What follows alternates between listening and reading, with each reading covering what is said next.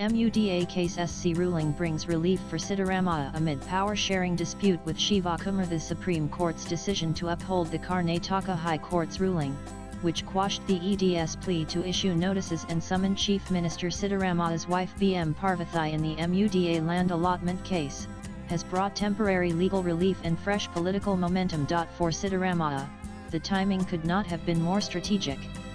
The pressure from his deputy DK Shivakumar's camp to honor an unwritten power-sharing formula has been intense. The Supreme Court order, which criticized the Enforcement Directorate ED for being used in political battles, has landed squarely in Siddaramaiah's favor, strengthening his position just when his hold over the Chief Minister's chair was being questioned. This is a shot in the arm.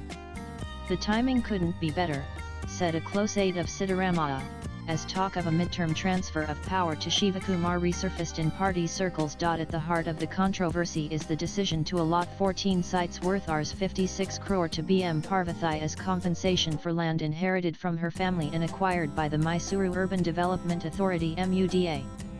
Although this decision was made during the BJP's tenure, the Controller and Auditor General of India flagged procedural irregularities, opening the door for political attacks. The issue escalated when the ED entered the scene, summoning Parvathy and Minister Bhairathi Suresh under the Prevention of Money Laundering Act (PMLA). This brought the fight to the Chief Minister's doorstep, marking the first time a member of his family was directly in the spotlight. For someone who has built his reputation on a clean image without corruption charges, the MUDA case damaged his image. Even within the Congress, there were murmurs about whether he had slipped. The Supreme Court, however, firmly dismissed the ED's appeal, while the Chief Justice of India CJI made a blunt remark: let political battles be fought amongst the electorate. Why are you being used for it? Siddaramaiah called it the slap of justice on the face of the BJP and accused the centre of engineering a political vendetta. The emotional tone of his response, that the case caused immense mental distress to his family, was also politically calculated. He is once again positioning himself as the Congress CM who can stare down the BJP. A senior Congress leader, on condition of anonymity, said he's the only one who can look Modi in the eye and say what he wants. The CBI and ED can't touch him as he has remained non-corrupt, and this verdict reinforces that image. He'll use this to raise his profile in the state as well as nationally. In Delhi, the messaging has been equally clear. At the recent Congress OBC Advisory Council meeting in Bengaluru, Siddaramaiah not only presided but did so with the weight of someone not planning to exit. Party Chief Mallikarjun Kharge and senior Congress leaders pronounced Siddaramaiah as the CM, while insiders said that he made it clear to the High Command, during the Class Edor meetings, that he will abide by their decision but hopes to finish his 5-year term. The Shivakumar factor, however, remains unresolved. What will be the stance when the High Command asks Siddaramaiah to hand over the reins to his current deputy at a Sadhana Samavsha event in Mysuru?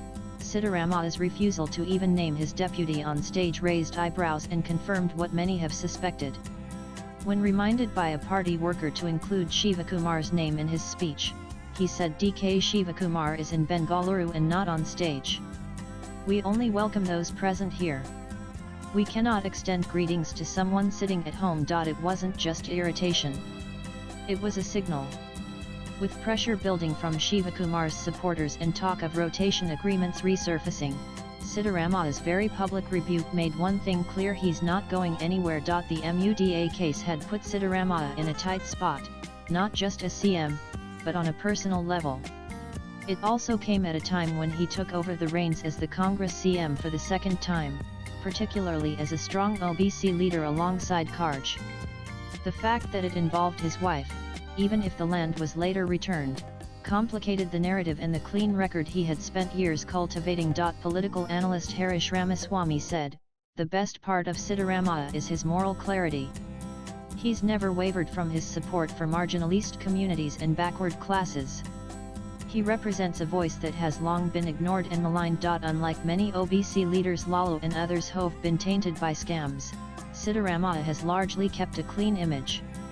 That's what gives him the moral strength to challenge even PM Modi, he added. In the MUDA case too, Ramaswamy said, that Siddaramaiah should have allowed discussion on the floor of the House and his wife should have avoided the allotment altogether.